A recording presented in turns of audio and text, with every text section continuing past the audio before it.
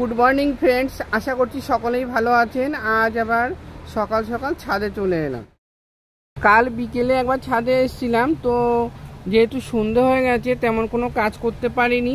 তারপরে সন্ধ্যের পর এসে গাছে জল দিয়ে নেমে গিয়েছিলাম। তো আজ আবার সকাল সকাল এসেছি, আজকে কিছু কাজ করতে হবে আর সেটা আপনাদের সঙ্গে শেয়ার করছি।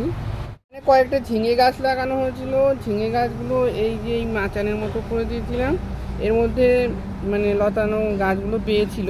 তো এইখানে আবার দড়ি লাগিয়ে দিয়েছি, মানে ওপরে দড়ি লাগিয়ে দিয়ে এর মধ্যে দিয়ে দিয়েছি। আর এদিকে কুমড়ো গাছগুলো সেই একইভাবে মানে দড়ির মধ্যে বেঁধে দিয়েছি। কয়েকদিন থেকে মেঘ করছে আর একটু হাওয়াও দিচ্ছে, কিন্তু আমাদের এদিকটায় বৃষ্টি হচ্ছে না, অন্যান্য সাইডে বৃষ্টি হচ্ছে। তো যেহেতু হাওয়া দিয়েছে, প্রচুর পাতা পড়েছে। আর আমি এর আগের ভিডিওতে দেখিয়েছিলাম আমাদের মানে ছাদের পাশে একটা আম গাছ আছে আর কাকাদের অন্য গাছ আছে। তো এখানে বেশ নোংরা হয়ে গেছে, আর এই টবের জায়গাগুলো নিচে বা উপরে যেভাবে হোক মানে সব সরিয়ে ভালো মতো পরিষ্কার করে নিই। পরিষ্কার করে এক জায়গায় জড়ো করে টবের নিচে যে মাটিগুলো ধুয়ে যায় সেই মাটিগুলো আমি কিন্তু ফেলি না, এগুলো কোনো একটা টবের মধ্যে বা যেমন এখানে গ্রো ব্যাগের মধ্যে দিয়ে দিচ্ছি। তো এগুলো পরবর্তীকালে মানে সারের মতো কাজ করে। এখানে বেশ কিছু পরিমাণ কলার খোসা রেখেছিলাম রোদে দেওয়ার জন্য, তারপরে এগুলো আর সরানো হয়নি, ভিজে গিয়েছিল।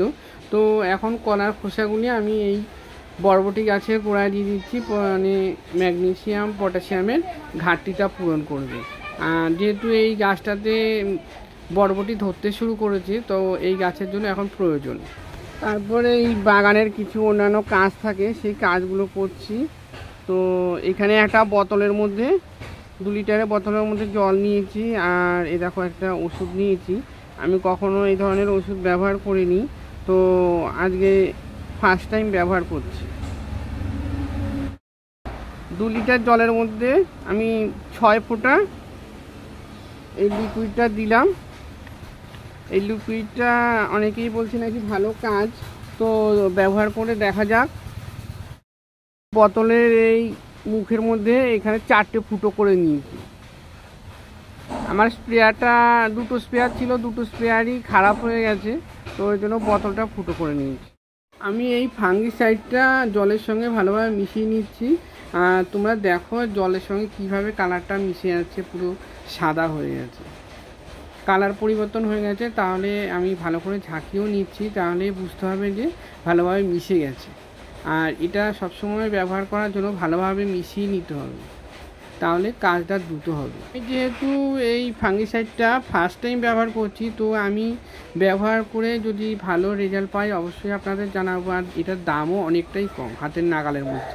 আর বেশ কয়েকটা গাছে খুব পিঁপড়ের উৎপাত হয়েছে, তো সেই জন্যই আমি এই ফাঙ্গিসাইডটা ব্যবহার করছি।